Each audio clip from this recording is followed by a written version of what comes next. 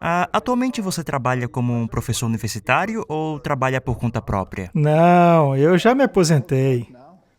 Já estou um pouquinho velho, tenho 71 anos de idade. Eu costumava trabalhar na Universidade de Western Cape. Eu era o chefe do departamento de zoologia e trabalhava no departamento médico de biociência. Ok. Você é novo. Eu Sou jovem? tenho. Sim, eu tenho 86 anos. Você tem 86 anos? É a mesma idade do meu amigo François Duplessis e ele está forte. Eu suponho que você tenha uma dieta muito saudável. Sim, tenho uma boa dieta graças à minha esposa. E também as evidências me convenceram. Ah, você já leu o Estudo da China? Sim, eu li o livro Estudo da China e também assisti aos DVDs a respeito do livro. Então, como podemos começar? Vamos começar com as informações de bastidores, já que você leu. Bem, eu vim do campo, como você deve saber, eu vim de um contexto completamente diferente, comparado ao contexto que vivo agora. Eu sei bem como é, eu também estava. É mesmo? Eu também era um evolucionista, um ateu. Eu costumava comer muita carne. Aqui na África do Sul, galinha é considerado um vegetal. Sim. Essa era a minha vida. Bem, você cresceu no campo ou em uma pequena comunidade agrícola? Bem, a, a minha formação é de fisiologista, mas eu cresci na cidade do Cabo, não em uma fazenda. Entendi. Mas quando me interessei em assuntos de saúde, passei a me aventurar em agricultura orgânica. E hoje é o meu grande hobby, eu gosto muito. Sim, é um tema que está em alta nos Estados Unidos e em outros lugares também. Sim. É um ótimo caminho. Ótimo caminho. E como você conheceu os adventistas? Por causa da dieta? Do estilo de vida? Primeiramente, meu professor, quando eu estava fazendo o meu mestrado, na verdade, ele não era um adventista, mas ele defendia que todos deveriam ler. Como se chama? Ellen G. White. Sim, Ellen White. Ele costumava ir em vários lugares dar palestras sobre ela. Quando eu estava na escola, e eu não percebi isso no momento. Mas, de qualquer maneira, ele se tornou muito conhecido dentro da comunidade adventista anos depois disso. E o seu nome era Clyde McKay. Ok. Apenas um pouquinho sobre ele. Os adventistas ficaram muito interessados no que eu estava fazendo, obviamente. Então, talvez nos primeiros 5 ou 10 anos, depois que o livro saiu, eu falei em muitas comunidades adventistas. Ah, assim também como na Universidade de Loma Linda algumas vezes, entre outras. Eu me tornei muito próximo dos meus companheiros adventistas.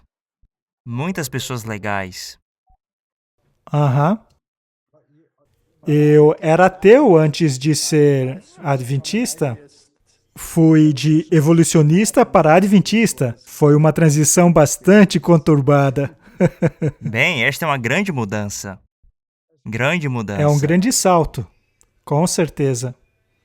E foi por isso que visitei lugares como o Parque Nacional de Yellowstone, os canyons e as florestas petrificadas ao redor do mundo, campos paleontológicos. Foram necessárias muitas evidências científicas para me convencer a mudar meu ponto de vista sobre a origem de tudo. Qual foi especificamente, ou talvez nada específico, eu acho, mas a coisa principal que te fez repensar nessa área? Bem, em meu passado acadêmico, eu trabalhava no departamento de zoologia da universidade, que era um local evolucionista à 10ª potência. E é óbvio que num local como esse, tudo é interpretado à luz do uniformitarismo. Acontece que quando eu visitei os campos de estudo, eu constatei que não se tratava de uniformitarismo, mas de catastrofismo. Por exemplo, eu vi vastas camadas de fósseis, nas quais os fósseis pareciam estar escorrendo em uma direção. Basicamente, estavam unidirecionais, o que contraria a teoria da fossilização vagarosa ao longo de muitos anos. O que eu vi lá foi catastrofismo, e as florestas petrificadas foram ainda mais interessantes, pois existem muitas árvores de pé. E, segundo a teoria deles, estas árvores estariam de pé por estarem na posição de crescimento. Mas, ao analisá-las, verificamos que não estão em posição de crescimento. Elas, na verdade, foram transportadas e acabaram ficando naquela posição. Por exemplo, quando o vulcão Monte Helena explodiu, tivemos um belo exemplo de como milhares de árvores acabam sendo enterradas na posição vertical após o desastre. Isto, portanto, é catastrofismo. E ao analisarmos os fósseis, encontramos o mesmo comportamento. E se escavarmos essas árvores, verificaremos que elas não possuem raízes. Elas foram todas arrancadas, o que reforça a ideia que elas foram arrastadas antes de terminarem daquele jeito, o que contraria a teoria da petrificação vagarosa. O que vemos, na verdade, é um processo virtualmente instantâneo. E isso foi muito convincente para mim. Há também a questão das camadas geológicas. O senhor provavelmente já esteve no Grand Canyon, não? Sim, já estive lá. Também fui para North Cellars. Você deve ter percebido que no Grand Canyon vemos camadas niveladas, Sim. umas acima das outras. E o contato entre as camadas é totalmente nivelado, como se fosse uma folha em cima da outra. Agora, a maioria pensa que cada uma daquelas camadas representa um período na história. Ou seja, enquanto uma ainda era a superfície da Terra, as superiores ainda não existiam. Ora, mas se este é o caso, elas não podem ser niveladas, pois deveriam demonstrar sinais de erosão entre elas, mas não mostram. Isto é, na verdade, uma evidência de deposição rápida. Ou seja, cada camada era depositada uma acima da outra por um fluxo de lama, criando aquelas camadas. Portanto, foi necessário muito análise e observação para que tamanha mudança de paradigma ocorresse em minha cabeça. Incrível. Incrível. É sim, Isso é... mas veja, eu jamais teria mudado minha opinião se não tivesse visto baleias e dinossauros no mesmo campo fóssil. Os dois estavam ali, alinhados, como se estivessem sendo levados por um monte de lama. Isso é incrível, porque animais não morrem de forma unidirecional. Eles ficam do jeito que morrem. Podem cair para a esquerda, para a direita, voltados para o norte, para o sul, mas nunca de maneira unidirecional. Quando várias criaturas morrem, elas não caem todas na mesma direção, caem? Uau, eu nunca escutei essa interpretação antes. É simplesmente fantástica. Pois é, e este foi um dos fatores cruciais para mim. Bem, esta é uma parcela do meu passado. Também me interesso por saúde? Pois não? Bem, eu acho essa ideia absolutamente fascinante. Claro, agora eu vou ter que aprender muitas coisas novas, mas como essas coisas te levaram para a área de saúde e dieta e coisas assim? Bem, sim, eu entendi sua pergunta.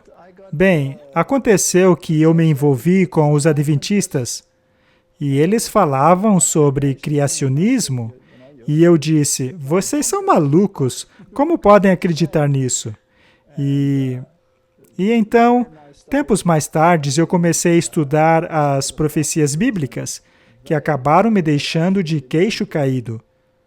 Por exemplo, as profecias de Daniel, na Bíblia, previram diversos eventos históricos muito antes de acontecerem. Eu então pensei, não, Isso deve ter sido escrito depois. Mas quando analisei a história do período de 600 a.C., constatei que Daniel descreveu reinos que nem existiam ainda.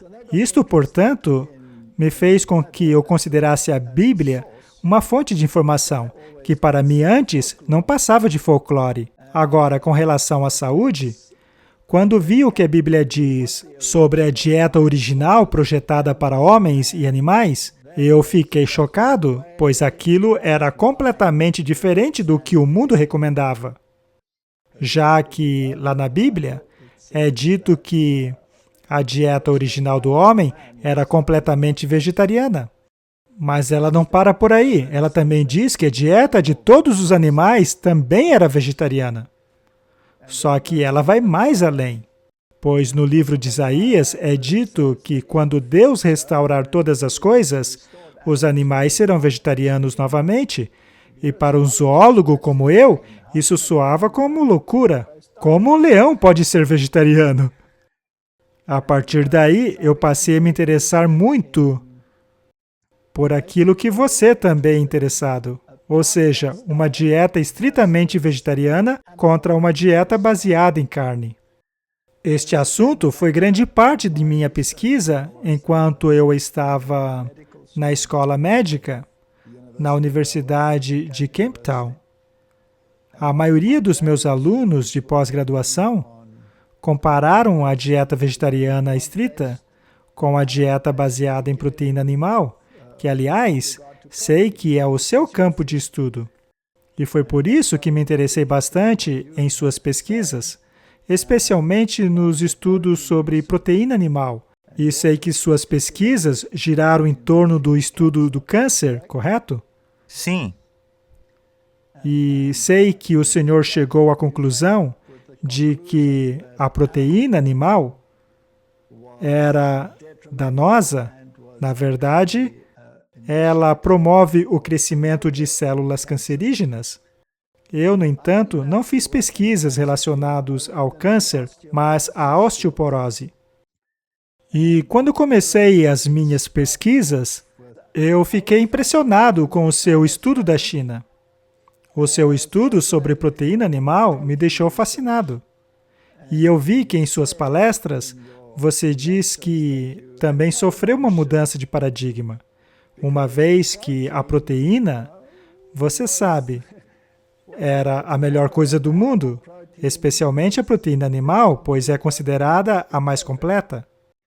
E é interessante que quando procurei financiamento para a minha pesquisa, o corpo científico da África do Sul se recusou a me ajudar. Recusou-se sumariamente. E a razão foi porque eu iria comparar a proteína animal com a proteína vegetal e seu efeito em vários parâmetros nos animais. E disseram, isso é loucura. Não haverá efeito algum, pois, afinal de contas, quando uma proteína é digerida, ela é quebrada em aminoácidos. Então, que diferença faz se a proteína vem dos animais ou de plantas? Eu, porém, disse, com certeza vai fazer diferença, já que a proporção de aminoácidos é diferente, mas eles negaram o financiamento. Então, eu acabei financiando a pesquisa com os meus próprios recursos. E também tive ajuda do setor de agricultura. E a pesquisa acabou sendo inacreditável. Então, quando a ficha deles caiu, finalmente passaram a financiar a pesquisa. Portanto, por causa disso, houve uma grande mudança de paradigmas. Foi como você. Eu precisei reconsiderar tudo aquilo que sabia. Como eu já disse, aqui na África do Sul, galinha é um vegetal e um bife é sinônimo de almoço. Foi assim que aconteceu. E no fim das contas, eu precisei mudar meu paradigma. Na verdade, foi como o seu caso. Há muitos paralelos. Como a caseína, por exemplo. Eu pesquisei sobre os efeitos da caseína nos parâmetros fisiológicos dos animais. Nós isolamos a caseína e aplicamos a uma dieta completamente normal de macacos. Bem, também trabalhamos com coelhos, hamsters, ratos, também trabalhamos com répteis, até porcos e ovelhas, mas o nosso maior foco era com macacos bem saudáveis. Nós comparamos uma dieta com caseína, uma dieta normal, com frutas, vegetais, mas adicionávamos um pequeno pote com cereais cuja principal proteína era a caseína, sendo que a proteína do outro grupo era de soja. E a diferença foi inacreditável. Foi realmente maravilhoso. Foi uma pesquisa fantástica. Portanto, eu concordo completamente contigo em relação à caseína. Ela jamais deveria ser consumida por humanos, com exceção, é claro, dos bebês, uma vez que eles contam com enzimas especiais e ajuda de bactérias específicas para a digestão. Mas deve ser caseína humana e não da vaca, pois a diferença entre ambas é enorme. Portanto, sim, seu estudo é fascinante. Uau! Para mim é muito pouco falar que o que você está fazendo é simplesmente sensacional. Eu acredito ser muito interessante. A maneira que você fez isso. Eu também acredito que eu e você temos outra coisa em comum. E essa é a reação que nós recebemos de alguns colegas nossos. Ahn, Ah, sim. você disse que. Sim, eu... Você disse em certo ponto que você estava trabalhando com a comunidade de agrônomos, não foi? E Eu eles. trabalhei com eles em um projeto, trabalhamos com ovelhas. Ok. Eu fiz isso bem no começo. Eu criei uma fístula em uma ovelha, estudando os efeitos do ambiente, a microflora e o rumen em Excelente. relação ao metabolismo. Mas, voltando para as reações que você deve ter recebido de seus amigos, eu entendo muito bem a situação. Eu estava. Bem, eu saí de uma fazenda leiteira para o departamento de ciências da Universidade de Cornell. Desculpa, no departamento de zoologia. E mais especificamente no prédio que era conhecido como Prédio das Ciências dos Laticínios, era onde eu estava. Era muito confortável para mim. Mas quando eu fiz a minha dissertação de doutorado, eu defendi a ideia de que quanto mais proteína você consome, é supostamente mais saudável. E só foi algum tempo depois Com certeza. que eu me deparei com algumas ideias alternativas. E então eu fui para Cornell em 1975, isso foi 14 anos depois. Naquela época, algumas pessoas do departamento de zoologia estavam bem chateadas. Então, a situação ficou muito ruim para mim. Depois disso, eu fui chamado para alguns conselhos nacionais e coisas desse tipo. E eles tentaram me tirar das associações, tentaram me demitir da universidade. Eles desistiram. Eu apoiava bastante o Instituto Nacional de Saúde, na maior parte da minha carreira. Principalmente porque os meus requerimentos focavam em tentar entender o câncer. E eu estava apenas usando a proteína como meio de perturbação do progresso da célula cancerígena. Portanto, eu não estava necessariamente focado em questionar a caseína ou a proteína animal. Bem, uma coisa leva a outra. Mas em Washington, eu passei 20 anos no desenvolvimento de políticas públicas. Então, eu vi o que acontecia nos bastidores. E como estava em uma instituição importante que formula as políticas públicas de moradia e alimentação, inclusive também para alguns desses indivíduos, as coisas começaram a ficar difíceis. No meu caderno de anotações, eu registrava e tentava fornecer informações, sem reclamações. Não estou reclamando, apenas surgiu como uma oportunidade. Sim, eu acho que você foi um grande instrumento de mudança de conceitos no mundo. Acho o seu trabalho maravilhoso. Eu sei que você fez uma grande contribuição. A minha mudança começou quando um homem de baixa estatura veio ao nosso departamento dar uma palestra sobre síndrome de pernas tortas em ovelhas. Agora, elas não desenvolviam essa síndrome quando viviam ao ar livre. Porém, quando viviam presas e não faziam exercícios. As ovelhas desenvolviam síndrome da perna torta. Suas pernas começavam a curvar-se pela perda de cálcio. E não se sabia a causa disso. Os criadores tentavam todos os tipos de coisas na tentativa de descobrir a origem do problema. Depois que o homem terminou a palestra, eu fui até ele e perguntei o que ele dava para as ovelhas comerem. Bem, eu dou a elas a dieta tradicional, dou alfafa misturada com peixe para que tenham mais proteína. E então eu disse a ele, o seu problema é a proteína animal que você está adicionando na dieta delas. É isso que está causando a síndrome nas ovelhas. Bem, eles riram tanto que quase morreram, mas, no fim das contas, eu os convenci a fazerem um experimento. Nós tentamos financiamento, mas não obtivemos. Tudo foi financiado com o meu próprio fundo de pesquisa. E então começamos o experimento.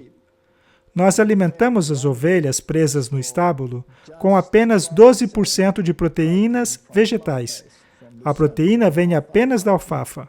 E então fomos adicionando 5%, 8%, 20% de proteína do peixe à dieta delas.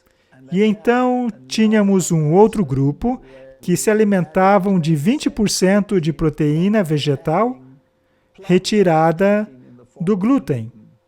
Portanto, tínhamos dois grupos a 20%. No primeiro grupo, 8% daqueles 20% vinha de proteína animal, enquanto que no segundo grupo, os 8% vinha de proteína vegetal. E foi realmente fantástico. Todas as ovelhas que se alimentaram da proteína animal tiveram a síndrome da perna torta. Exatamente. E de maneira bastante grave. E é claro que isso despertou a curiosidade deles e queriam saber o que estava acontecendo. Após fazermos a análise dos aminoácidos, eu expliquei a eles que a proteína animal contém muito mais aminoácidos que possuem enxofre se comparados com a proteína vegetal, e ao alimentarmos as ovelhas com bastante proteína para estimular o crescimento, temos então o problema de que o animal também vai metabolizar esta proteína para obter energia. Ela terá que metabolizar a metionina e a cistina a fim de eliminar o enxofre. Também precisarão eliminar o nitrogênio, mas o nitrogênio, tudo bem, já que ele é eliminado na ureia. Mas o enxofre é convertido em sulfato, que é ácido úrico.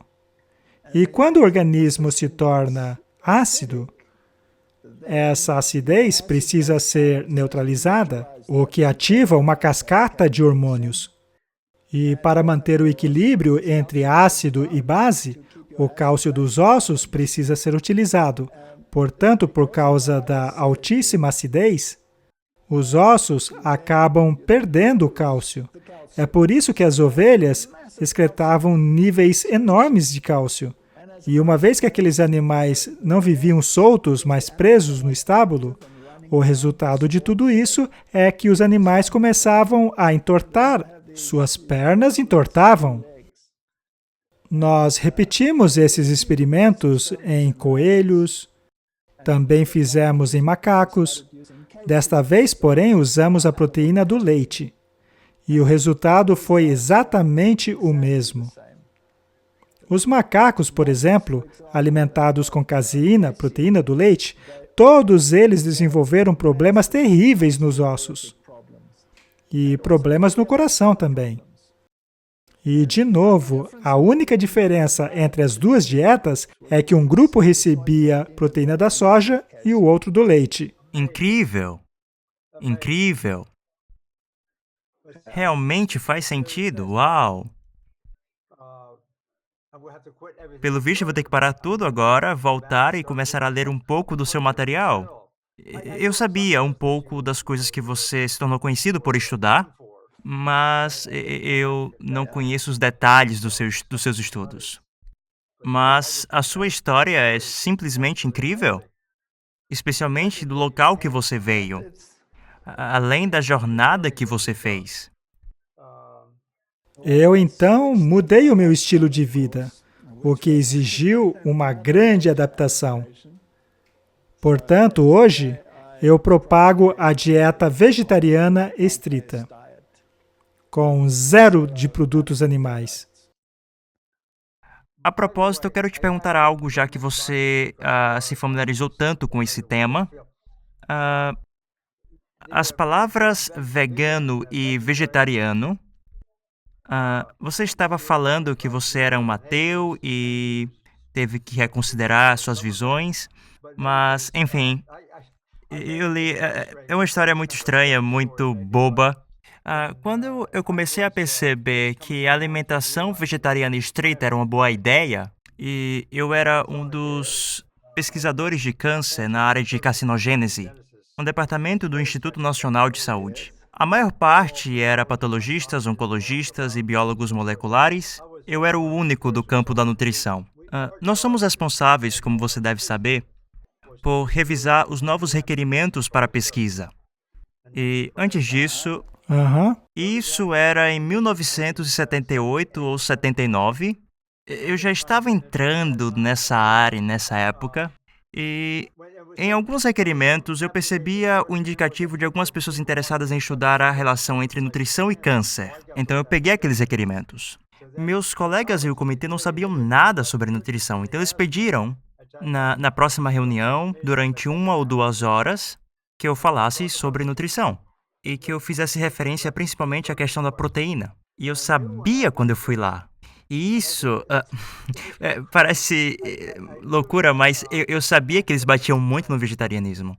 E eu não conhecia o veganismo naquela época. Eu falei, eu não quero usar a palavra vegetarianismo porque irá assustá-los. Então, foi nesse contexto que eu pensei no termo vegetariano estrito. Foi como se fosse um termo meio bobo. E dessa forma tentei Na orientar. verdade, não é um termo ruim, é um termo muito bom. Dieta baseada em plantas, na verdade, é um ótimo termo. Eu também utilizava o termo vegano para me referir a uma dieta totalmente baseada em plantas. O problema é que esse termo está relacionado a muitas coisas no mundo hoje. Por exemplo, tem a Sociedade Protetora dos Animais e coisas do tipo. Por causa delas, o termo vegano se torna muito amplo. Por exemplo, há muitas pessoas que não usam artigos de couro, alegando serem veganas. O termo vegano, portanto, tem uma conotação diferente do que vegetariano estrito. Então, por causa da abrangência do termo, você pode acabar sendo inserido em um contexto radical se disser que é vegano. Assim, eu acho que vegetarianismo estrito é um ótimo termo. E essa foi a razão pela qual eu fiz isso. Como eu falei, pois não era uma referência ao veganismo, pois eu não conhecia essa palavra naquela época, mas me referia ao vegetarianismo. As palavras que eu tinha à disposição, e ter que escolher uma delas rapidamente, eu apenas queria enfatizar a ciência. Esse era o meu contexto e eu não queria que ficasse confuso, entendeu? Sim, Então, em algum tempo depois, a palavra integral também foi adicionada, pois essa abordagem total da nutrição se tornou atraente. Portanto, eu não tenho usado muito a palavra vegano e vegetariano. E eu gostaria da sua opinião sobre isso. Você sabe que eu respeito muito a visão deles, essa não é a questão. Eu apenas. sim, é verdade. Eu quero falar sobre a ciência. Vamos avaliar a situação baseado nos fatos. E não baseado na emoção? E não nas emoções, exatamente. Bem, eles têm muitas emoções. Eles têm muito afeto pelo meu primeiro livro. E uma pessoa muito conhecida na época, que estava divulgando toda a ideia do veganismo online. Bem, eu vou falar quem é, pois já falei publicamente. Ele usava um pouco a ciência, mas de qualquer maneira eu tive a oportunidade de conhecê-lo também. E ele gostava do que eu fazia. Mas quando o meu livro saiu, ele escreveu 2 resenhas. Uma era muito positiva, parabenizando a maneira que eu tinha apresentado as informações. Eu esqueci o título que ele tinha colocado, mas a outra resenha foi Quem se importa? Então, ele parece que ele não aceitou o fato que o que eu aprendi foi por meio dos experimentos com animais. E isso o deixou chateado. O deixou realmente chateado. E começou nele e foi para outras pessoas, 2 ou 3 pessoas importantes desse campo, que não irão falar nada sobre isso, sobre o meu trabalho. Eles não irão falar sobre ele, pois animais foram usados nos experimentos. E a conversa acaba aí. Sim, Eles partem dessa premissa filosófica. E para ser honesto, eu entendo as razões deles e suas ideias. sim. Mas o problema é querer cortar essa outra área de pesquisa que é importante. E assim, Eu tive uma experiência semelhante, com certeza. Eu costumava apresentar slides das ovelhas. Eu ainda os tenho aqui em meu computador. Esses slides mostravam o estado das ovelhas que desenvolveram a síndrome da perna torta e dos macacos também. Os slides mostravam como o organismo deles ficavam ao serem alimentados com proteína animal. E me diziam que esse tipo de pesquisa é crueldade com os animais. Na verdade, eu mesmo fiz parte do comitê de ética da universidade. Era um trabalho bastante delicado. Algum tempo depois, eu era o único membro deste comitê, o que foi ainda pior. Mas, para lidar com essa situação, eu dizia: veja, a indústria já faz isso com os animais. Eles já vivem presos no estábulo. Já são alimentados com isso diariamente. A indústria não vai parar. E quando nós fizemos o nosso experimento, não desenvolvemos uma nova maneira de torturar animais. Na verdade, o que fizemos foi simplesmente o que a indústria já faz com eles todos os dias. E ao testarmos as outras dietas baseadas em plantas, ou parcialmente baseadas em plantas, nós estávamos, na verdade, diminuindo o sofrimento dos animais, não aumentando. A nossa pesquisa, portanto, estava defendendo uma nova prática que no futuro poderia melhorar a vida desses animais. E o mesmo argumento é válido para humanos também. Os macacos que utilizamos foram adquiridos de um instituto certificado que produzia macacos para fins de pesquisa. Estes animais são utilizados para pesquisas de qualquer maneira. Portanto, você não está adicionando nada, nem subtraindo nada. Na verdade, ao introduzirmos um novo estilo de alimentação animal, estamos melhorando a vida deles. E no final das contas, as informações adquiridas dessa pesquisa são úteis para os humanos também. Pois é. Por exemplo, se supondo que você possa provar para o mundo veterinário que dar leite para gatos adultos é uma péssima ideia, uma vez que isso causa neles falha renal severa, até mesmo uma hemorragia renal. E os veterinários disseram, isso é besteira. Mas então você vai lá e faz o experimento e mostra a diferença gigante que há entre gatos que não bebem leite. Você não está apenas mudando um paradigma, você estará beneficiando os gatos. O mundo veterinário de hoje diz: não alimente seu gato com leite, pois isso causa um dano renal severo. Ora, sem aquela pesquisa, eles nunca teriam acreditado em você. Essa é uma história interessante, muito interessante. Você sabe que eu tenho uma história semelhante. Eu acho que você conhece, como é o nome? Programa de bioensaio para a testagem de substâncias cancerígenas. Esse é um programa e já está aí por cerca de 50 anos.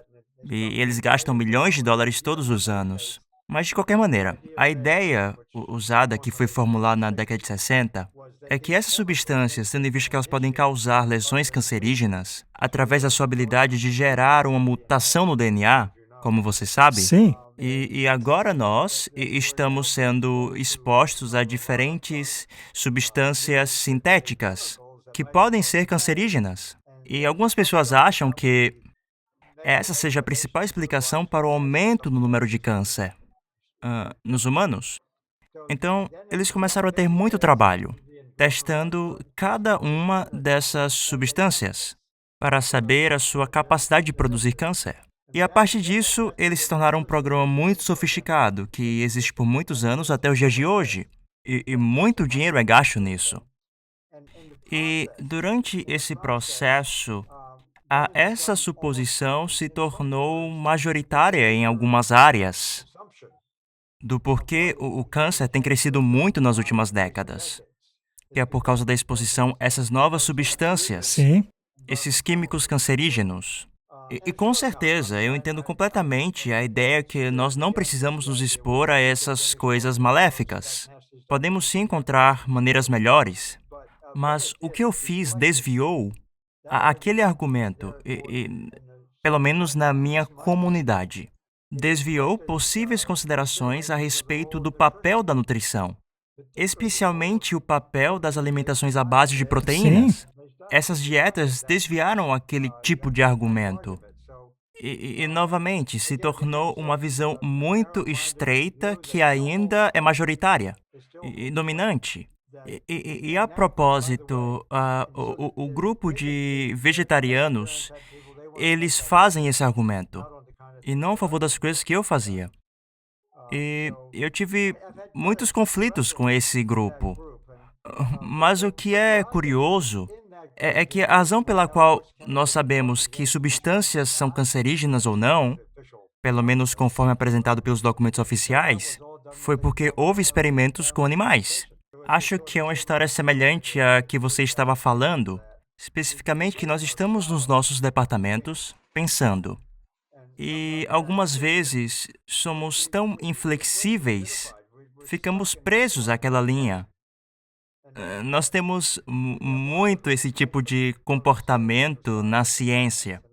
E eu fico chateado com a situação, por isso que eu gosto de escutar você. Você é um pensador livre. E o que eu quero dizer é que você está disposto a explorar. Eu gosto de explorar porque eu quero saber o porquê. Eu sempre quero saber o porquê das coisas. Tem uma ideia que eu li recentemente, é chamada dos 4 ou 5 porquês. Já ouviu falar sobre isso?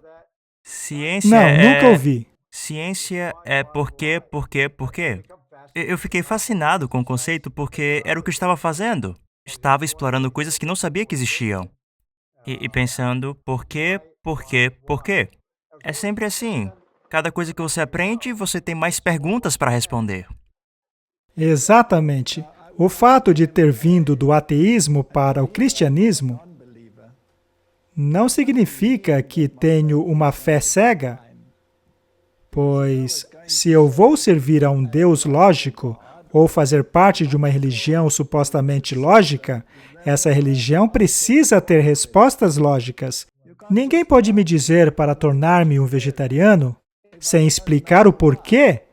Eu quero saber o porquê.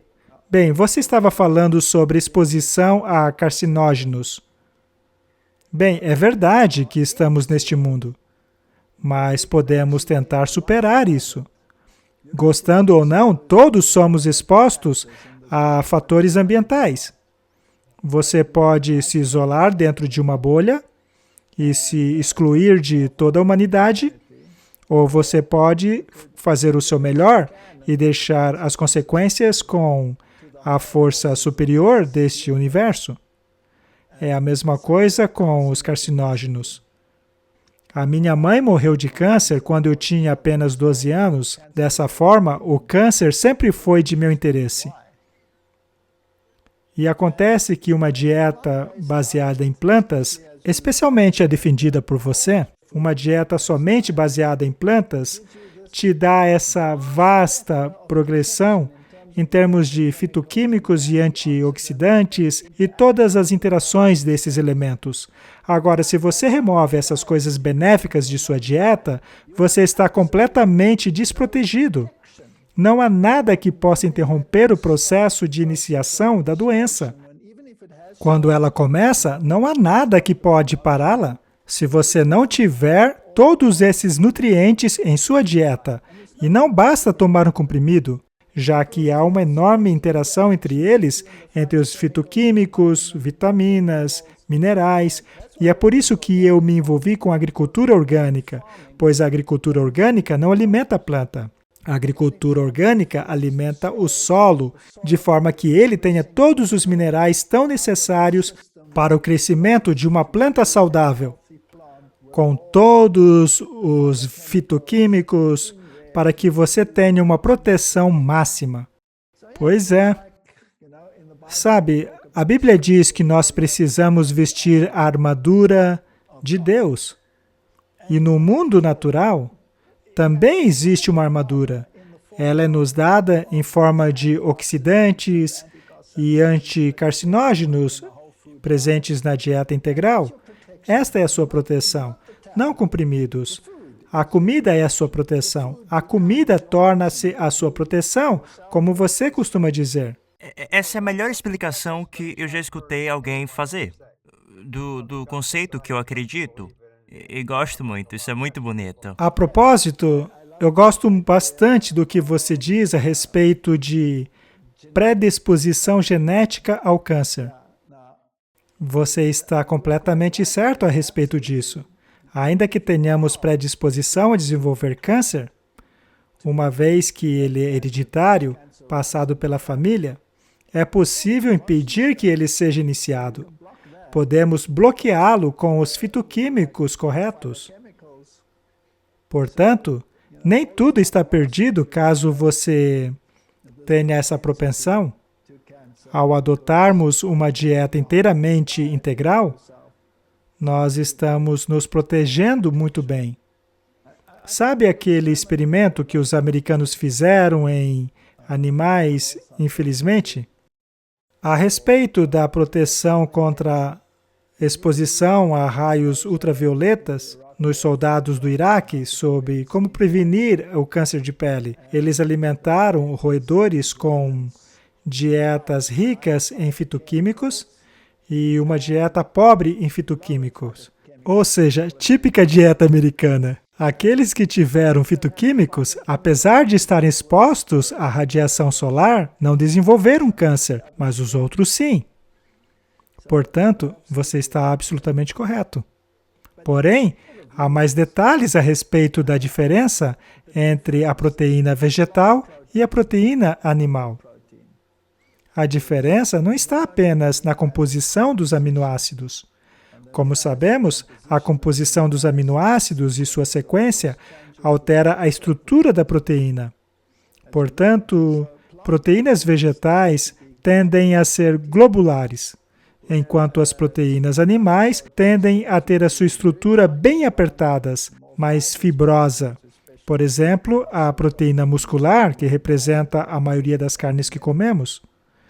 E digerir a proteína animal é completamente diferente, uma vez que ela tem que ser descosturada para que as pepsinas das enzimas consigam cortá-las em polipeptídeos e mais tarde em tripsinas. Mas com a proteína globular é muito mais fácil. Portanto, se você alimentar um animal com proteína animal, então será necessário otimizar a atividade das enzimas, e a maneira pela qual animais e humanos fazem isso é diminuindo o pH no estômago. Mas se você digerir uma proteína de plantas, o pH em seu estômago não fica abaixo de 4,5. As pepsinas são ativadas apenas em um ambiente ácido. Elas só começam a funcionar quando o pH começa a 6,5. Elas passam a aumentar sua atividade conforme você abaixa o pH. Com as proteínas das plantas, você não tem que baixar mais do que 4.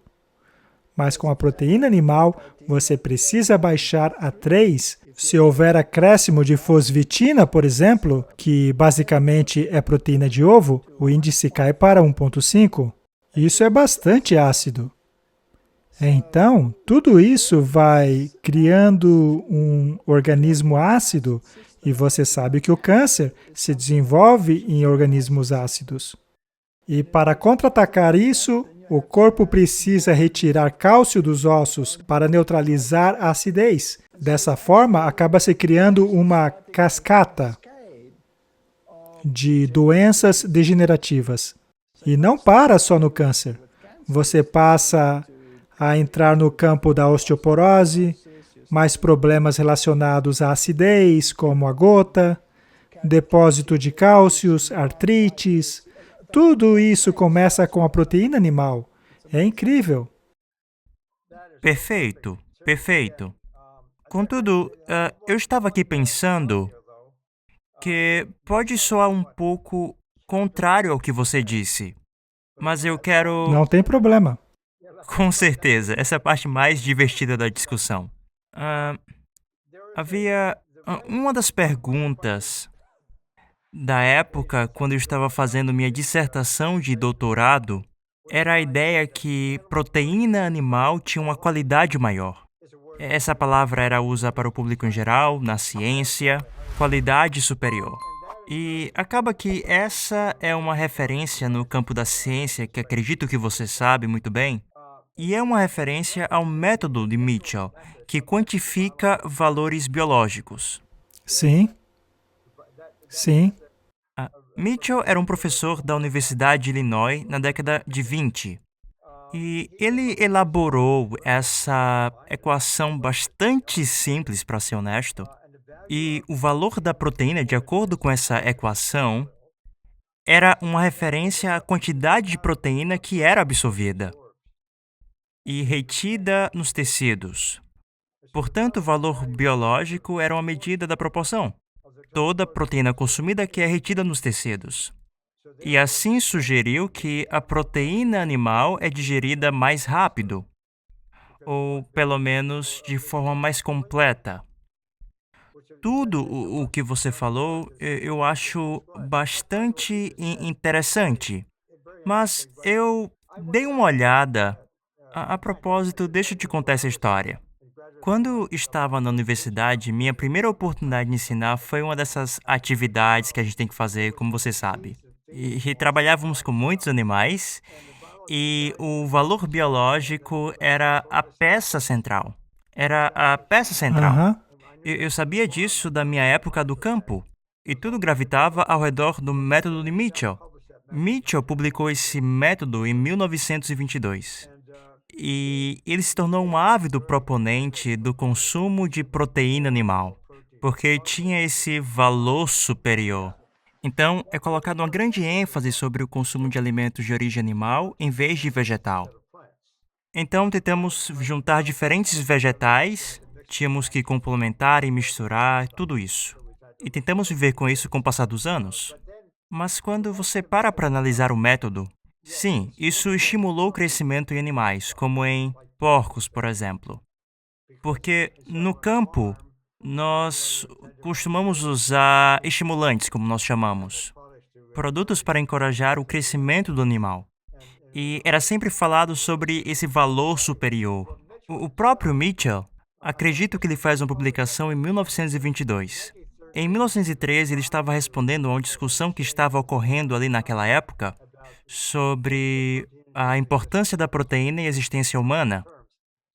E o autor do primeiro artigo de 1913 estava dizendo que proteína é só importante para a existência humana e a resposta de Mitchell foi: ele disse, essa é a razão pela qual existem raças inferiores no mundo. Eles não têm proteínas suficientes. Uau! Ele era bem racista. Sim, Nessa discussão, e outros estavam dizendo que a própria proteína representava a civilização. Então, a história das proteínas, isso é parte do meu caderno de anotações que conta a história. que a proteína se tornou quase que adorada como um nutriente. Certamente. E com certeza isso resultou no tipo de alimento que consumimos. E também o tipo de alimento que não consumimos. E por ficar tão presos em comidas de origem animal, o consumo de vegetais cai. Temos um efeito gangorra aqui. E isso nos leva à pergunta de como e quando passamos a considerar proteínas de origem animal, quando decidimos que ela é tão importante para a saúde humana. E você deve saber isso, a palavra proteína significa Significa primeiro, exatamente primeiro em importância. prioritário. E depois de sair da universidade, o próximo professor, que era um alemão, ocupou a posição e ele continuou nessa mesma linha de pensamento e eles continuaram enfatizando o alto valor das proteínas de fonte animal. E podemos ver que, baseados em suas interpretações e pesquisas, eles continuaram. E se eles encontrassem algo que encorajasse o uso de proteína, deveria ser de animais? Sim, é verdade. Então veio o método de Mitchell. Eles disseram, é isso, não encontramos um método analítico, está estabelecido, é a melhor proteína. O problema com essa forma de pensar é achar que a proteína animal... Veja bem, eu sei, é uma proteína completa. Ela tem altas concentrações dos aminoácidos essenciais, enquanto que as proteínas de planta não têm. De forma que, se a sua dieta for baseada exclusivamente em grãos, você terá carência de aminoácidos essenciais. Por exemplo, a metionina é muito baixa nos grãos, mas ela é bem alta nos legumes. Então, se combinarmos grãos com legumes, que é simplesmente um sanduíche de manteiga de amendoim, que é um grão e um legume, nesse caso, já se tem uma proteína completa. A diferença é que, por se estar combinando grão com legumes, você está ingerindo um monte de outros nutrientes que não se encontram na proteína animal. E são esses nutrientes que melhoram o seu organismo. Agora, um dos aminoácidos com os quais trabalhamos muito foi a arginina. Como você sabe, a arginina, o próprio aminoácido, tem mais de um grupo nitrogênico atrelado a ele. E a arginina tem o primeiro acesso no ciclo da ureia. Então, é como uma reação química, em que se tem um monte de substrato na forma de arginina, e ela empurra a reação para a direita, para se ter produção rápida de ureia. Agora, a proteína animal é muito baixa em arginina. Já as proteínas de plantas, especialmente as de sementes, nozes e outras, contêm muita arginina. Portanto, uma dieta baseada em plantas contém altos níveis de arginina. O dobro, praticamente o triplo, se comparada à proteína animal, o que faz o seu sistema de desintoxicação trabalhar da melhor maneira possível. Já com a proteína animal, o organismo precisa fabricar a arginina. Ela não é um aminoácido essencial, portanto pode ser produzida, mas o corpo leva tempo para fabricá-la.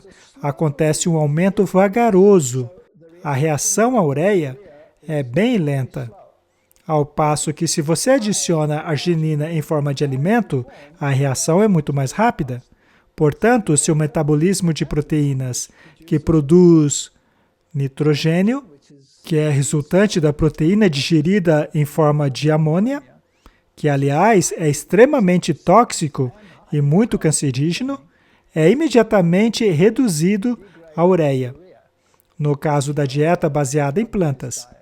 Portanto, a proteína vegetal é muito melhor, pois pelo fato de ser alta em arginina, a desintoxicação ocorre em todos os níveis, o que lhe garante uma proteção muito maior.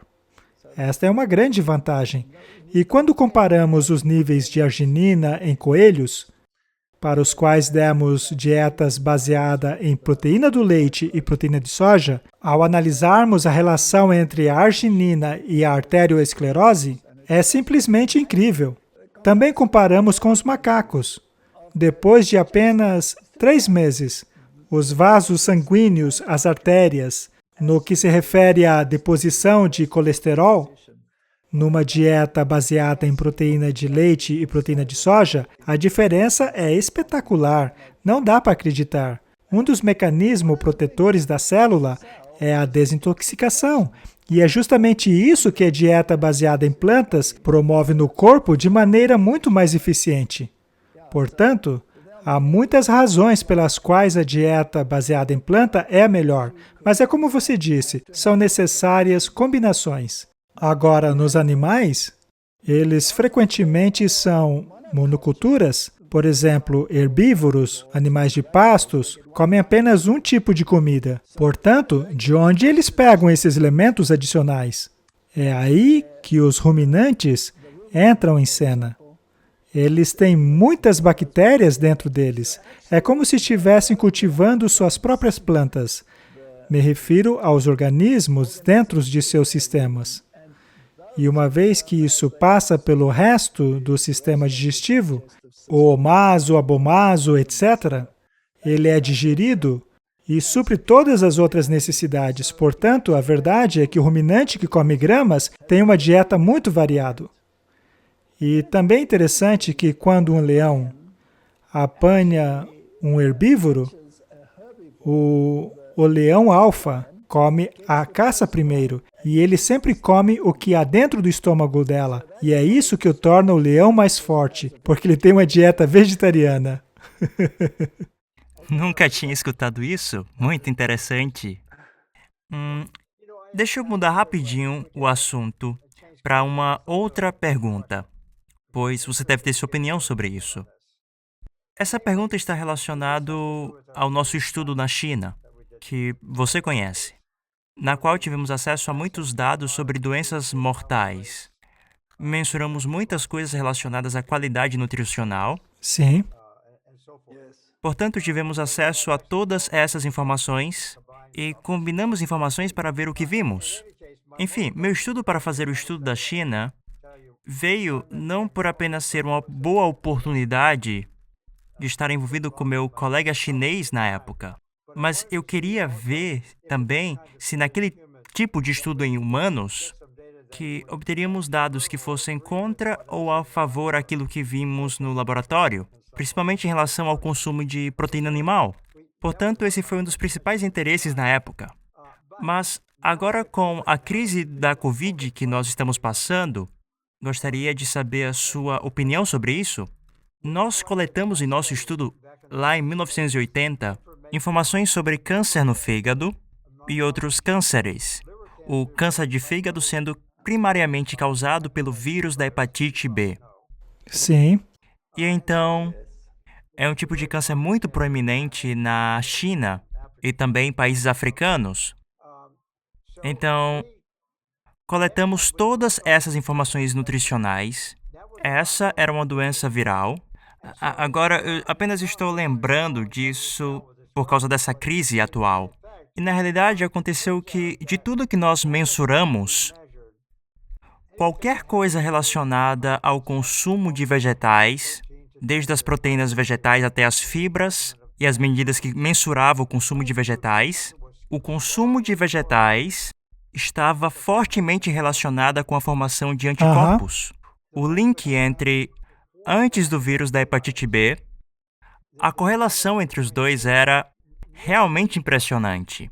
Por todo o quadro, tínhamos diversas maneiras e correlações que sugeriam, não necessariamente provavam, mas mesmo assim tínhamos muitas correlações apontando para a mesma direção, de chegar ao ponto de podermos considerá-la a causa. Então, pessoas que possuem uma dieta vegetariana estrita formam anticorpos para o vírus, e não havia relação entre o consumo de vegetais e a taxa de mortalidade do câncer de fígado, que era resultado do vírus. Em contraste, o consumo de alimentos de origem animal, e não era muito, era a média na parte rural da China.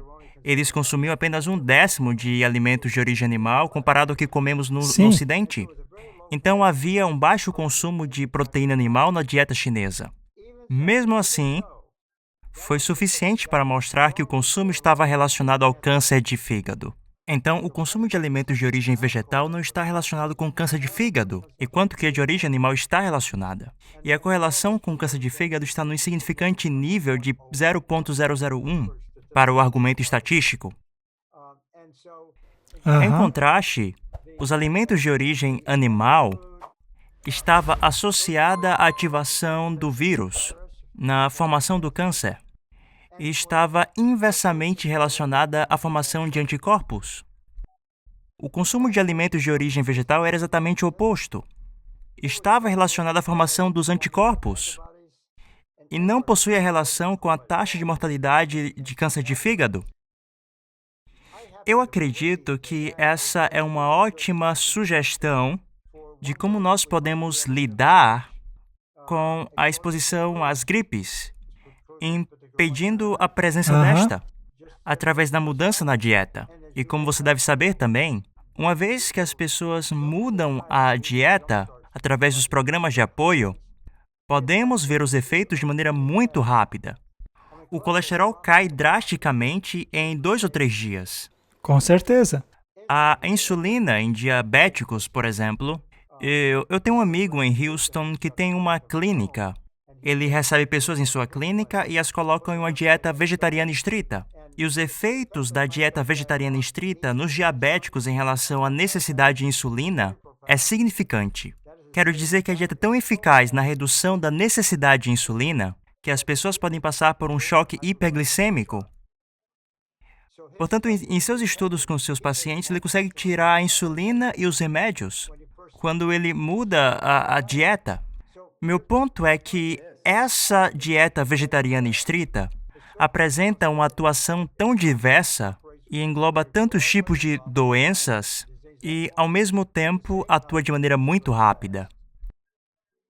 Agora, com os dados que temos da China, os vegetais são equivalentes aos anticorpos e a comida de origem animal é equivalente aos antígenos. Eu acredito que essa é uma saída crucial para a situação do coronavírus.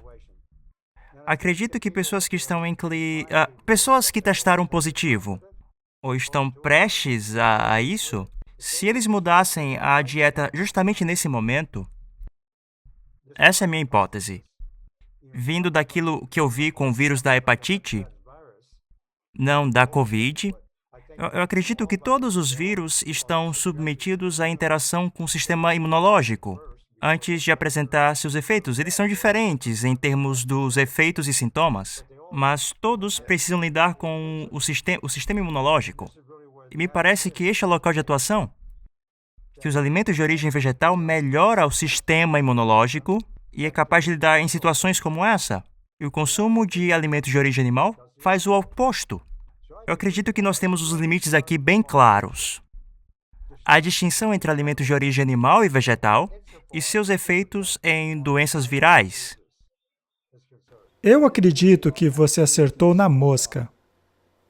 Na nossa pesquisa com os macacos, também comparamos a resposta do sistema imunológico.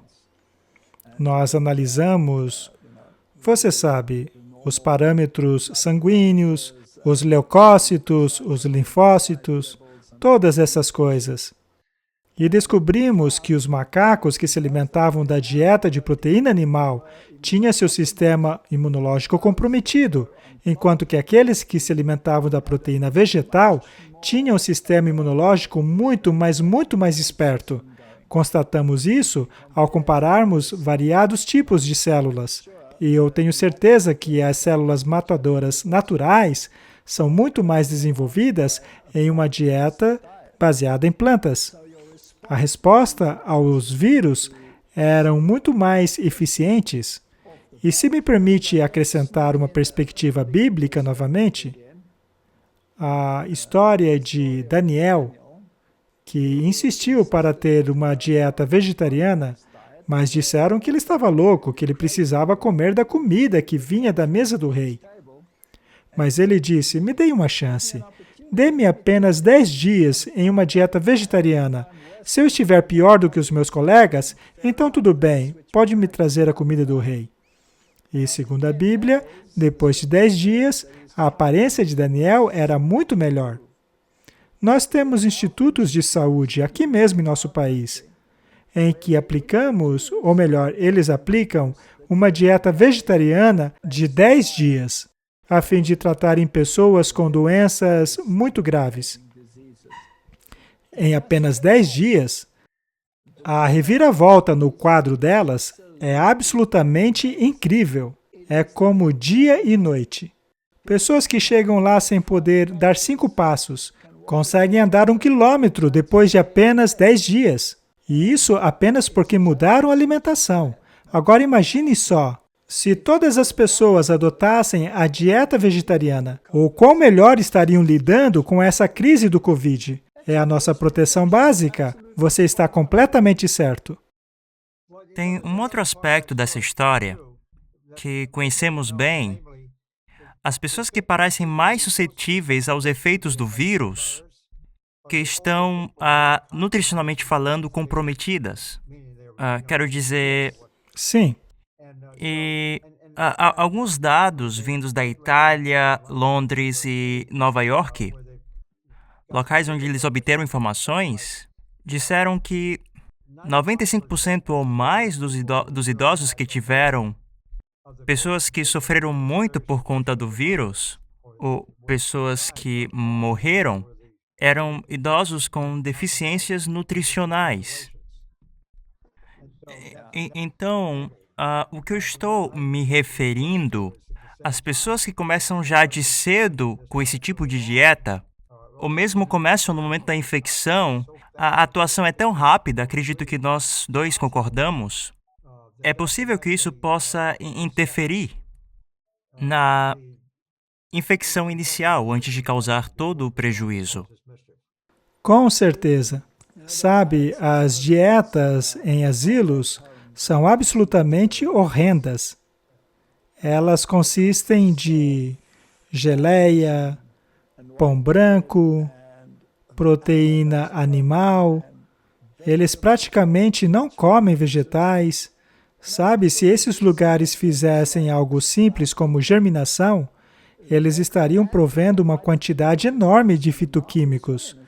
E germinação é algo extremamente simples, você não precisa de maquinário, pode ser feito em uma cozinha com um jarro. As pessoas precisam inserir mais em sua alimentação os chamados alimentos vivos, que contenham oxidantes e fitoquímicos ativos. Elas deveriam pensar mais nisso. Por exemplo, as frutas vermelhas. Essas frutinhas são fantásticas em termos de antioxidantes. Todos deveriam fazer mais uso delas em sua alimentação, especialmente nos tempos em que vivemos hoje. Sim, sem dúvidas. Infelizmente, terei já já um outro compromisso.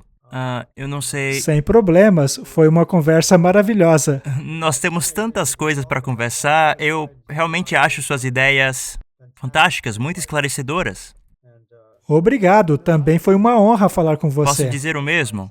Nós não finalizamos aquela discussão sobre a tua apresentação sobre o pH gástrico e seu declínio, e a sua relação com os alimentos de origem animal e vegetal, e a pergunta sobre a absorção das proteínas de origem animal e vegetal. Há mais um ponto que eu gostaria... Ok, pode falar.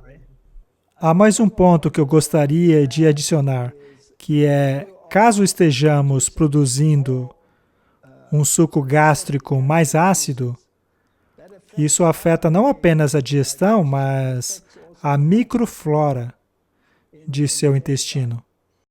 Toda a microflora da primeira parte de seu sistema digestivo é afetada e, eventualmente, até mesmo a microflora colônica é afetada. Você sabia que a microflora em uma dieta vegetariana estrita é bastante diferente em comparação a uma alimentação baseada em animais? Na dieta vegetariana estrita, há mais bactérias metanogênicas, enquanto que em uma dieta baseada em proteína animal, há mais bactérias metabolizadoras de enxofre. Isso acontece por causa do alto nível de enxofre dos aminoácidos da proteína animal. Portanto, ao termos esse alto nível de enxofre em nosso cólon, Isso também acaba contribuindo para...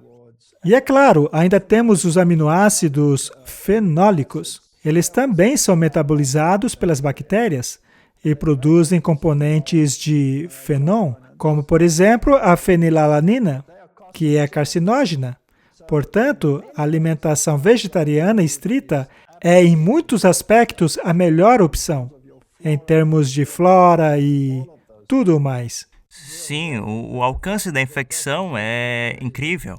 Eu gosto dessa ideia da perspectiva científica que olha para os dados e busca entender o que acontece na célula.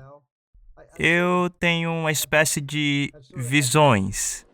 O que realmente estamos vendo aqui é a natureza trabalhando. Exatamente. A própria natureza. E sabe de uma coisa tão lindo? Tudo é tão interconectado, é tão preciso, que eu me arriscaria a dizer que tudo isso só pode ter sido projetado. Eu estava prestes a dizer a mesma coisa. E isso tudo começou através da sua análise.